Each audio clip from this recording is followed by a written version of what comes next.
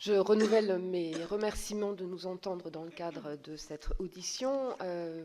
Votre audition porte sur les mineurs victimes d'infractions et plus spécifiquement dans le cadre des institutions. On est hors sphère familiale. Et c'est effectivement frappant de constater les chiffres au regard effectivement des précédentes auditions que vous avez faites. On voit que les infractions sexuelles contre les mineurs se passent très principalement dans le cercle familial. Enfin, se passent.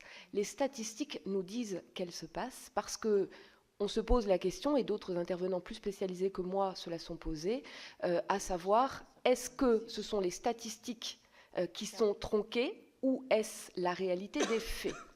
Et je crois que toute l'opportunité et l'importance de ce sujet dont vous vous êtes saisi est là, à savoir permettre de démasquer le cas échéant ce qui reste encore aujourd'hui caché.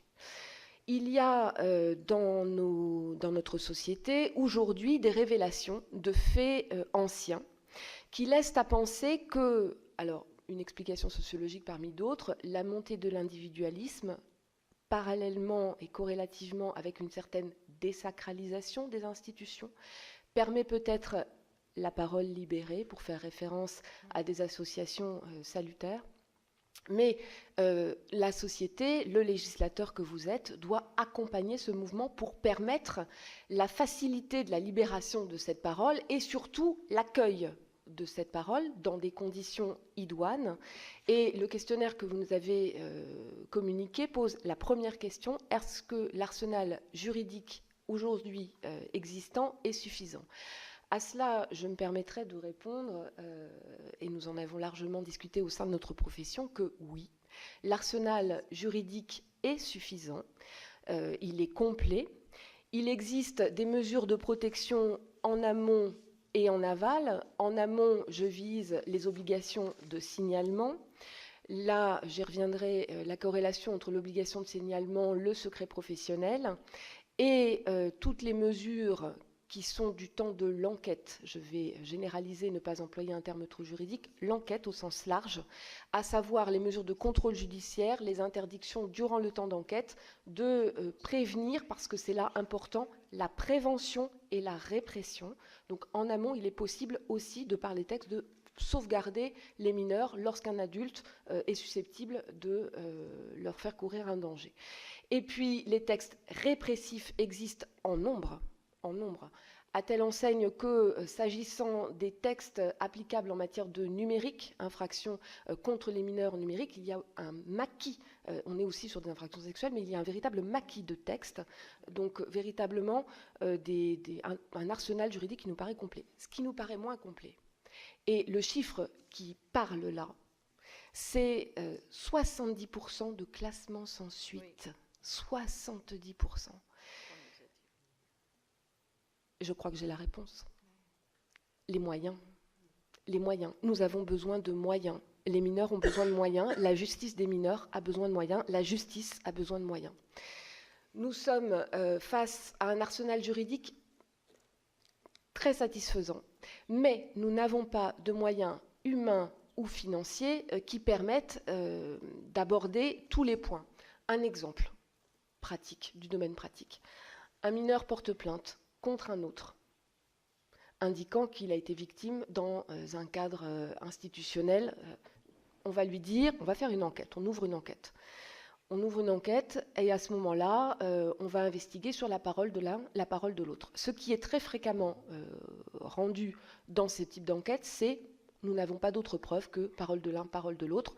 Trop compliqué, trop périlleux, trop douloureux, trop délicat d'aller en juridiction de jugement et on classe sans suite. Mais est-ce que ces enquêtes-là, je vous pose la question et je pourrais la poser au parquet, sont suffisantes?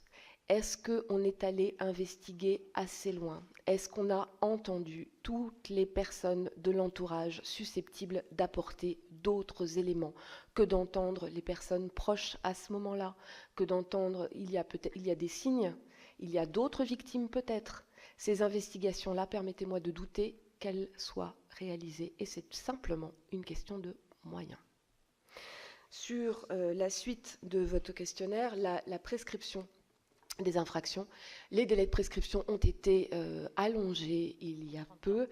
J'étais d'ailleurs dans le cadre de votre audition précédente sur les agressions sexuelles, avec effectivement une portée à 30 ans pour les crimes, à 6 ans pour les délits. On peut s'interroger, on est dans le cadre effectivement on va vers un allongement de plus en plus des délais de prescription. Est-ce que c'est suffisant aujourd'hui ? Compte tenu des dénonciations, des éléments de la parole libérée, on va peut-être s'apercevoir que non. Mais c'est à mettre en balance avec, d'une part, des impératifs constitutionnels, bien sûr, et d'autre part, avec, là aussi, une victime qui ne peut pas être seulement protégée de par l'existence d'un procès. Le procès n'est pas une solution à tout. Il y a dans l'abord de ces thèmes, il faut faire attention, c'est parfois le procès est d'une violence extrême pour ces victimes et on ne peut pas fragiliser davantage une personne victime avec une situation trop fragile, fragilité qui est accrue par des délais de prescription allongés bien évidemment. Sur le recueil de la parole de l'enfant. Malheureusement, elle est là, pour le coup, je vais prendre l'inverse du départ de mon propos, totalement insatisfaisante. Nous avons des professionnels qui, avec la meilleure volonté du monde, ne sont pas formés à recueillir cette parole. Nous avons des inégalités de traitement selon les juridictions, les territoires où cette parole sera recueillie, avec en milieu urbain, bien évidemment, des cellules spécialisées, mais en milieu rural, c'est beaucoup plus compliqué, avec une absence d'accompagnement. J'insiste sur ce point, moi, professionnel avocat, je suis sidérée de voir que des mineurs victimes vont seuls dans les commissariats, dans les palais de justice, enfin dans les palais de justice à ce stade, il y a un avocat, mais ab initio, il n'y a pas d'avocat. Donc ça dépend de mise en place territoriale particulière sous l'égide de parquet des bâtonniers, mais il n'y a pas de par les textes la possibilité d'avoir un avocat au bénéfice, le cas échéant, de l'aide juridictionnelle. Donc une absence d'accompagnement. Sur le recueil de la parole, je disais donc tout à l'heure qu'elle était parfois très inopérante, avec tout se joue là. Il y a, la preuve va être très importante. Recueillir la parole d'un enfant suppose, et je parle sous le contrôle de Madame le bâtonnier Athias, une formation bien particulière et des qualités pour poser des questions. Si on ne pose pas les bonnes questions à un enfant, il n'apportera pas les réponses que l'adulte attend. Donc véritablement une formation. J'ajoute que cette parole et les conditions de recueil de cette parole peuvent être non seulement invalidantes pour la suite du procès, mais également traumatisantes pour l'enfant qui, il faut le rappeler, devra encore et encore et encore répéter sa question. Alors certes, le fait que cette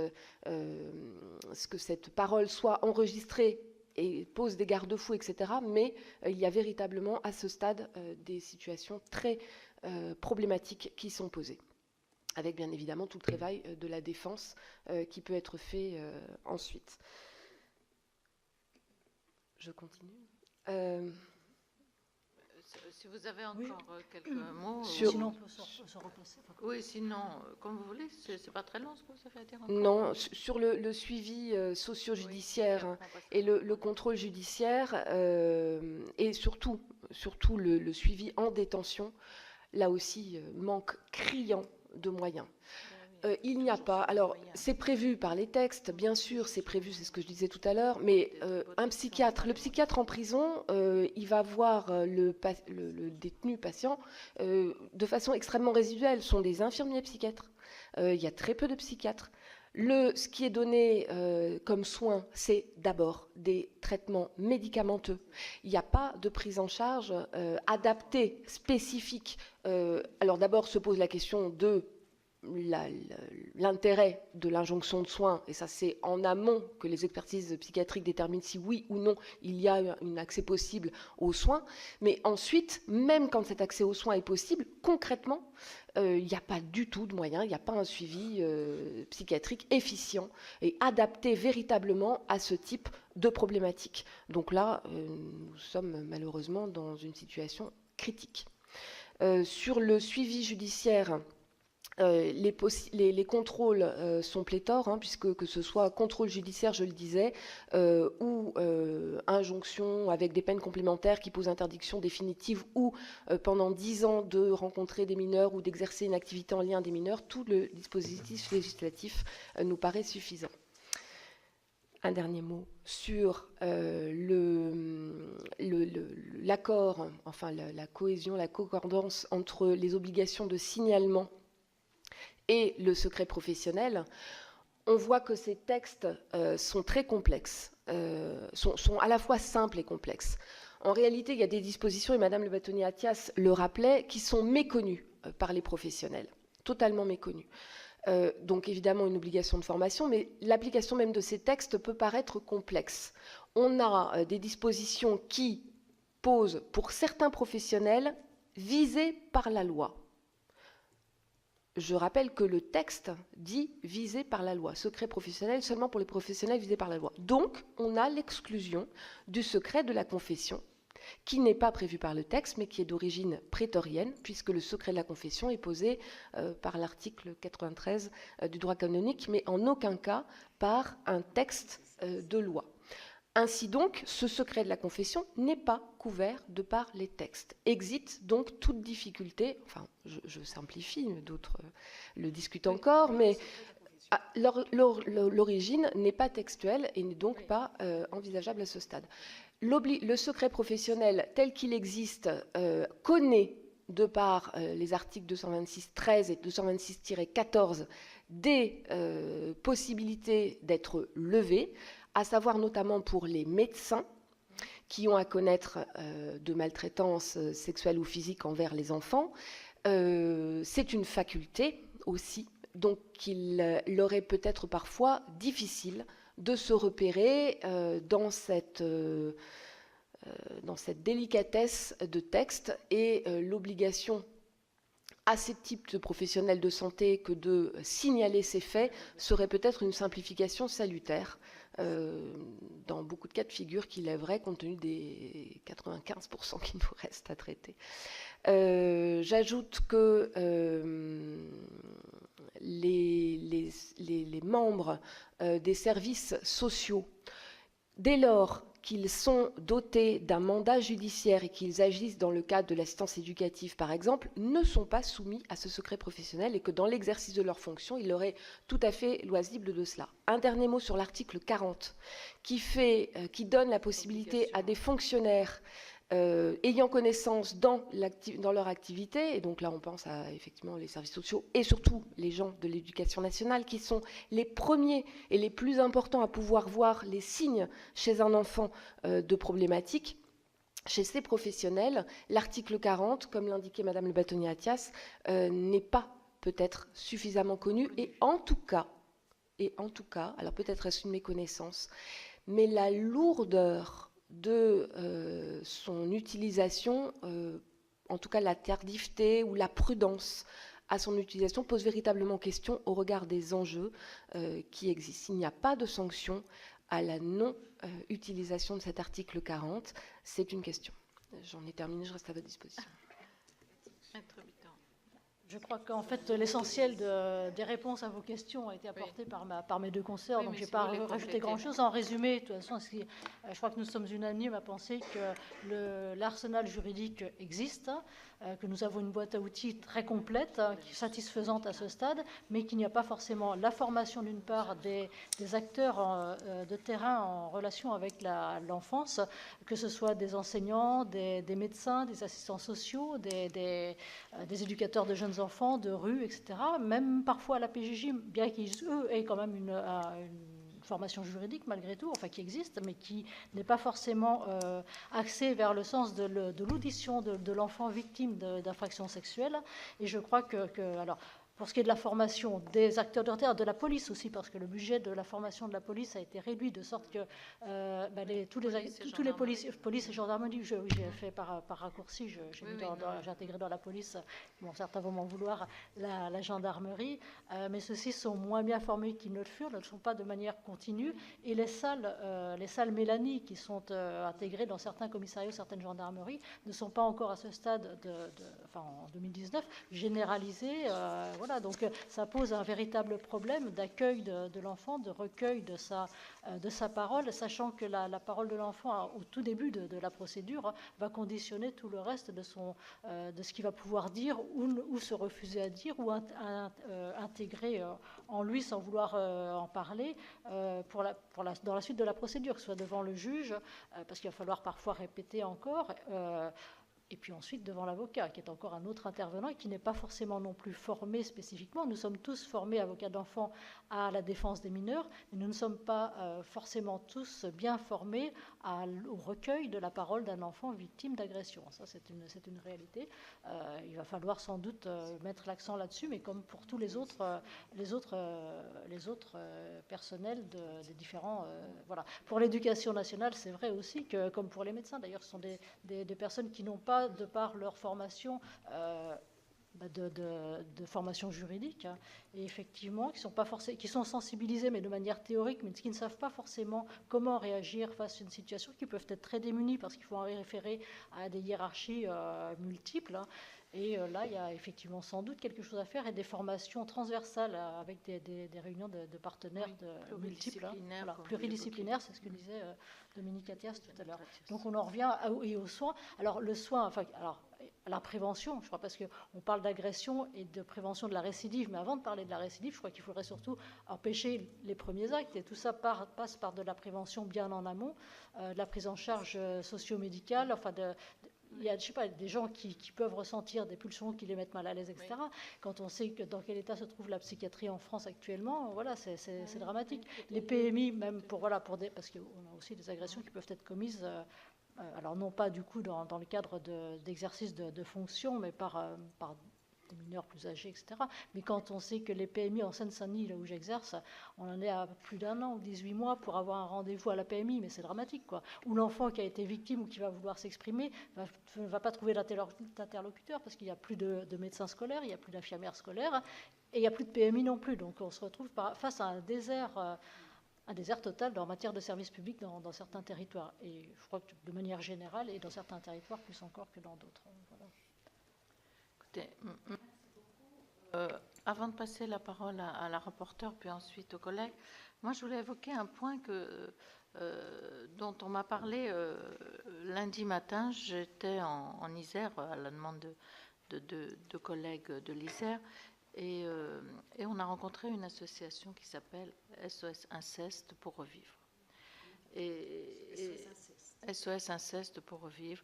Et ce que nous a dit une des psychiatres, une psychiatre qui était là, hein, c'était, il y avait à la fois des juristes, Eva Thomas qui avait dénoncé un inceste il y a très longtemps, qui est à l'origine de la création de l'association, et nous disait qu'au niveau des dossiers médicaux de personnes suivies en hôpitaux psychiatriques, avec tous les troubles psychiatriques qui peuvent être générés par des violences sexuelles dans l'enfance. La loi Kouchner de 2002 sur l'accès au dossier médical faisait que dans certains services, on avait incité à une prudence totale sur ce qu'on mettait à l'intérieur du dossier médical, au regard de cette obligation d'autoriser à consulter son propre dossier médical. Et elle nous disait, ce qui fait que lorsque, dans l'entretien avec les patientes, cette notion de révélation d'abus sexuels durant l'enfance, souvent ne figurait pas au dossier, parce que source de complications s'il y avait une consultation du dossier médical. Je voulais savoir si c'était quelque chose dont vous aviez entendu parler, c'était la première fois, pour ma part, qu'on m'évoquait ce sujet. Alors, ces réflexions me font penser à la discussion qu'on avait eue à l'époque, lorsqu'il y avait une opposition, mais farouche, de tous les professionnels à ce que les parents et l'enfant aient droit et accès à leur dossier en assistance éducative.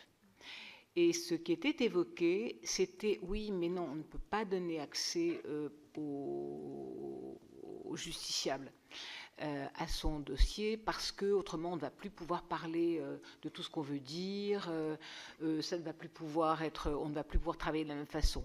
Alors, et maintenant, bien évidemment, Les justiciables ont droit accès à leur dossier de manière encadrée, c'est-à-dire qu'il y a certaines pièces qui peuvent être retirées, mais en donnant une explication. Un professionnel accompagne la personne pour qu'elle puisse consulter son dossier. Donc, j'aurais tendance à dire que c'est exactement la même chose, c'est-à-dire que ce sont des réticences de professionnels, j'allais dire,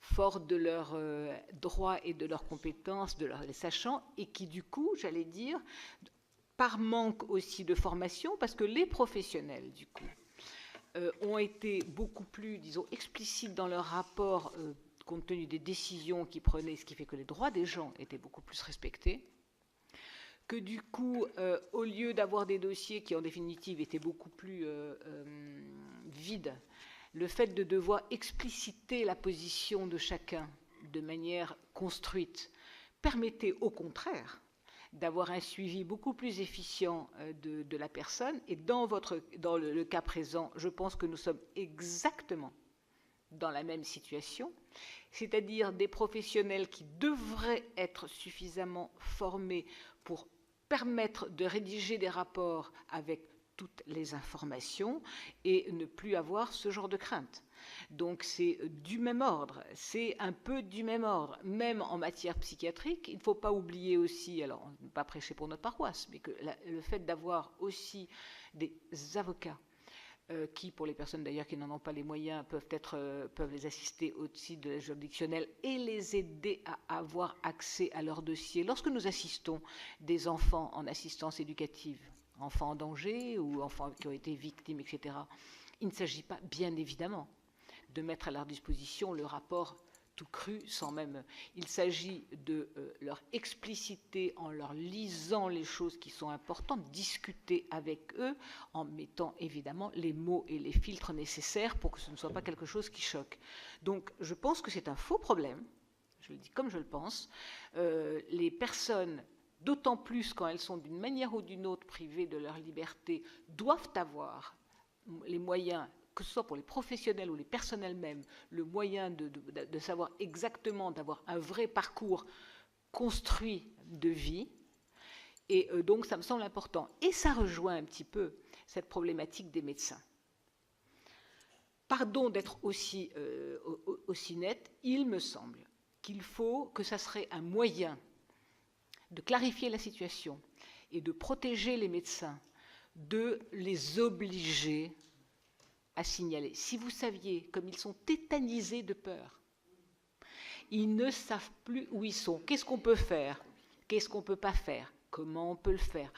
Est-ce qu'on ne va pas me poursuivre ensuite? Est-ce que ça serait dans des quantités de pays, ils ont l'obligation, rendons les choses simples, et là aussi, qu'on ne vienne pas me dire « Ah oui, mais alors maintenant, s'ils ont l'obligation, les parents n'oseront pas emmener leurs enfants. » Ça aussi, pardon, pipeau. Pipeau. Quand on a besoin d'aller voir un médecin, on va le voir. Et un gamin qui vient dire à un médecin « Voilà, je te dis ça, mais je ne veux pas que tu le dises. » Il suffit d'avoir fait un peu d'études de psychologie pour savoir qu'un enfant qui a le courage de révéler, c'est aussi parce que c'est une demande d'aide. Donc si on met un médecin dans la situation de dire « Ah, il me l'a dit, mais il me demande de ne pas le dire. Qu'est-ce que je fais, qu'est-ce que je ne fais pas ?» J'ai peut-être été poursuivi par l'avocat parce qu'ils sont tétanisés de peur par nous. Hein. On a l'impression qu'on va les poursuivre. Voilà. Donc, s'il y a une obligation, les choses sont simples et les enfants sont protégés dans des quantités de pays maintenant. Dans des quantités de pays. Maintenant, il y a cette obligation de soins sans que ça ne pose de problème à personne. Arrêtons de nous prendre la tête, rendons les choses simples. Il faut que les enfants et que les médecins, qui sont un des révélateurs, qui sont un des protecteurs de l'enfant, puissent révéler sans se poser des questions à n'en plus finir. Peut-être qu'on aura, et je pense qu'on aura, car d'ailleurs dans les études qui ont été faites à l'étranger, on se rend compte que dès qu'il y a eu cette obligation de soins, il y a eu beaucoup plus de signalements et donc d'enfants protégés. Merci de votre explication. Marie Mercier. Présidente, merci de vos propos à toutes les trois. Il y a quelque chose de très important que vous redites, c'est que la loi existe, mais qu'elle est mal connue et mal appliquée. pour aller faire des informations dans différentes structures, que ce soit avec des élus, avec des parents, avec des collégiens, mais aussi avec des associations de victimes. On entend souvent cette phrase « il n'y a qu'à faire une loi ». Exprès, je dis ça. Il n'y a qu'à faire une grande loi. Il n'y a qu'à mettre 13 ans. Il n'y a qu'à faire un crime. Il n'y a qu'à dire que c'est forcément les assises. Il n'y a qu'à, et tout sera réglé. Il n'y a qu'à rendre imprescriptible, etc., etc. Depuis quelques mois que nous travaillons ensemble sur la protection des enfants, parce que le but c'est la protection des enfants, c'est essentiel de faire passer ce message que la loi existe, mais qu'elle est mal connue, mal appliquée. Ensuite, la formation, ce que vous avez indiqué, qui n'est pas faite. Alors, ça nous fait un peu drôle de penser que même chez les avocats, c'est pas très bien fait. On le sait que pour les gendarmes et les policiers et les enquêteurs qui recueillent la parole, il y a des soucis. Tout ça vient de problèmes financiers, de moyens. La justice n'a pas assez de moyens, mais on a aussi réduit les budgets, comme vous l'avez dit, pour la police et la gendarmerie. Il y a une inégalité de traitement sur le territoire, c'est un fait. Les salles Mélanie, quand elles ont été financées par les associations, elles ont le mérite d'exister, mais pour qu'elles existent, il faut la volonté humaine. On ne peut pas avoir uniquement le contenant et abandonner, même s'il y a des petits meubles avec des petites chaises et des petites tables, s'il n'y a pas de psychologues formés pour aider l'enquêteur. Pour moi, ça ne sert à rien d'avoir cette salle Mélanie si elle est mal utilisée. Et je voudrais avoir votre sentiment sur l'allongement de la prescription. Nous avons donc allongé à 30 ans pour les crimes. Est-ce que vous pensez qu'il faudrait aussi allonger la prescription en ce qui concerne donc les délits que sont les délits d'attouchement sexuel ? C'est une délicate question pour les raisons que j'ai évoquées rapidement tout à l'heure, à savoir le fait que lorsqu'une victime vient dénoncer ce type d'attouchement, ce type d'infraction sexuelle, lorsque cette infraction vient de se commettre, on a déjà la plus grande problématique qui est la preuve, quand ça vient de se commettre. Quand ça date de 6 ans avant, c'est pire encore. Quand ça date de 10 ans, de 15 ans, la question va se poser aussi. Et je disais que le procès ne résout pas tout, mais que la reconnaissance de la situation d'un fait est essentielle néanmoins dans le parcours d'un individu ou d'une victime. Donc la parole qui doit s'exercer dans un cadre, pour le coup, institutionnel qui mettra les choses, agresseurs, victimes, chacun à leur place. Pour autant, le recours au procès est-il la solution ? Vous me permettrez d'en douter dans ce cas-là. Serait-il d'ailleurs envisageable, comme dans d'autres pays, alors là, il faudrait peut-être se pencher sur ce qui se pratique au Canada ou en Belgique, que je ne maîtrise pas totalement en tout cas, mais sur les expériences de justice restaurative, hein, avec la possibilité pour des victimes d'être entendues en tout cas, d'écouter et d'entendre, et peut-être serait-ce une possibilité qui permettrait de pallier ce problème de la preuve et de la vérité judiciaire qui n'est pas forcément celle qui est attendue par une victime ou quelqu'un qui se présente comme tel en tout cas. Pour rejoindre ce que disait Marie Mercier par rapport aux associations, c'est vrai que le fait que tant d'affaires soient classées sans suite fait penser aux victimes, aux associations de victimes, à ceux qui travaillent avec elles, que justement la loi est mal faite. C'est pour ça qu'on dit mais c'est parce qu'il y a autant d'affaires classées sans suite, c'est pas normal, il n'y a pas de protection de l'enfant. Vous voyez, c'est ça, je pense, qui génère cette demande très très forte de ce qu'on nous dit, mais non, la loi de 2012 n'a rien changé, alors qu'il y a quand même eu des pas qui ont été faits. Vous voyez, mais je pense que c'est cette notion de classement sans suite ou de condamnation encore moindre qu'il y a. On nous dit les condamnations des viols sont moins importantes qu'il y a quelques années, alors qu'on a l'impression que la prise de conscience a été plus forte. Donc tout ça est lié, et c'est sûr que la notion des moyens, elle est colossale, colossale.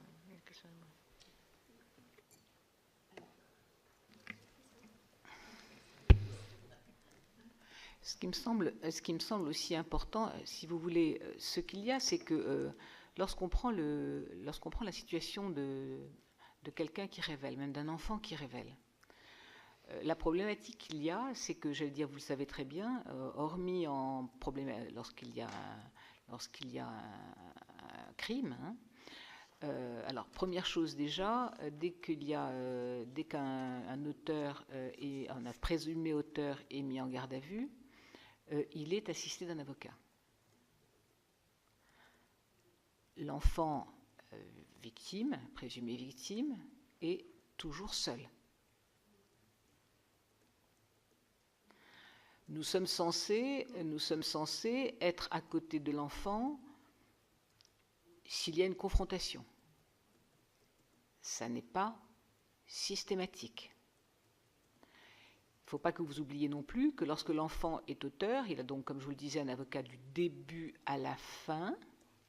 Ce n'est pas le cas pour un enfant victime. Sauf s'il s'agit d'un crime, il n'y a pas d'avocat s'il n'y a pas eu une demande qui a été faite ou des parents ou par un éventuel juge pour qu'il y ait un avocat à côté. À l'heure actuelle, pour vous donner un exemple, j'ai une jeune fille qui a été victime, non pas donc d'un viol, mais d'attouchement assez important. Je n'ai même pas encore vu le dossier, c'est pour ça que je vous dis ça. C'est que cette jeune fille n'a jamais vu un avocat jusqu'à le moment où elle est venue me consulter, alors qu'elle était citée comme partie civile devant le tribunal.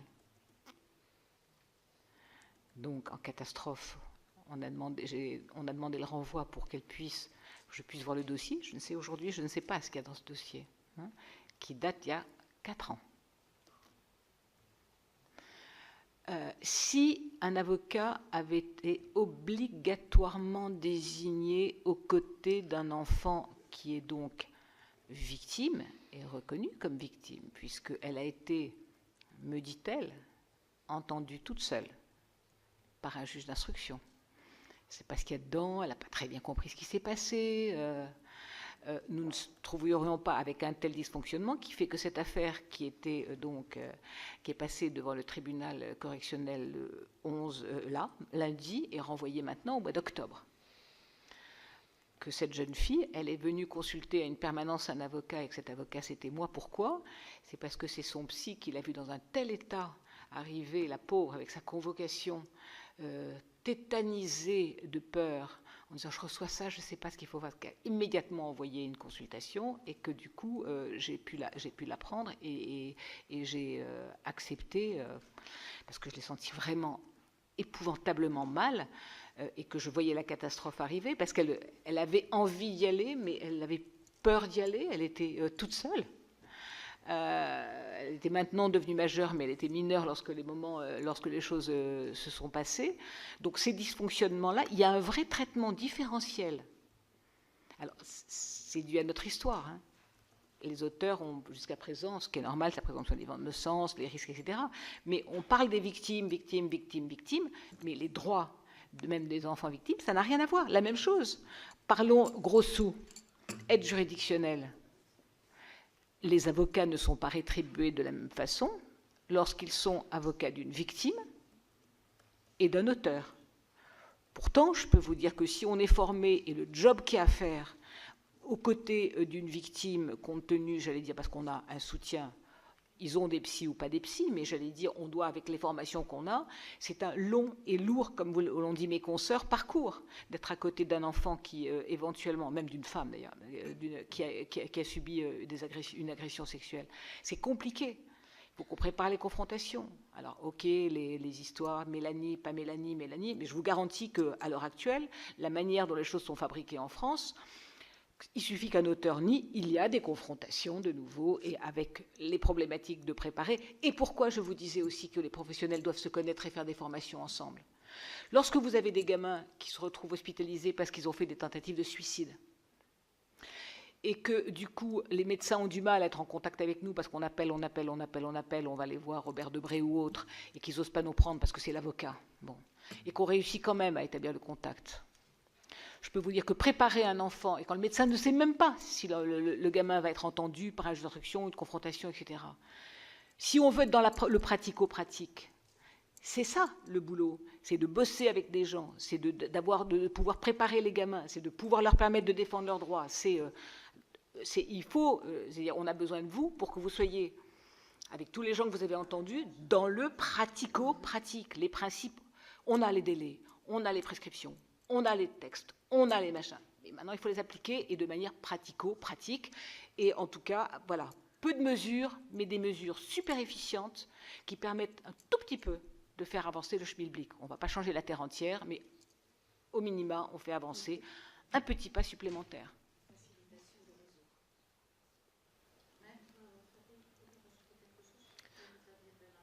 Oui, j'avais un point à rajouter, mais je n'avais pas très envie d'intervenir derrière cette formidable conclusion. Mais un point technique quand même. Un point technique quand même, la durée des enquêtes.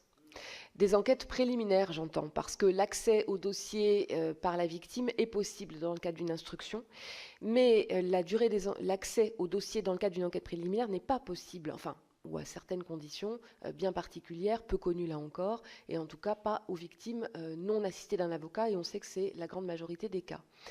Ce non-accès et cette durée, on est dans des enquêtes qui parfois durent 4 ans, hein, c'est pas rare du tout. Ça s'ajoute à la souffrance de la victime et à la difficulté de son parcours. Et j'y vois aussi un intérêt au stade de la prévention, puisque l'obligation d'information, enfin la faculté d'information qui existe au profit du procureur de la République de signaler à l'administration qu'une personne qu'elle emploie fait l'objet d'une enquête. Comment ? Fait l'objet d'une enquête et tout est possible lorsque on est dans le cadre d'une mise en examen ou qu'il y a un jugement de condamnation qui est intervenu, mais il y a pour le coup un vide en ce qui concerne l'enquête préliminaire. Vous ajoutez à cela le fait que le contrôle judiciaire n'est pas par définition possible dans le cadre de cette enquête préliminaire. Comment fait-on ?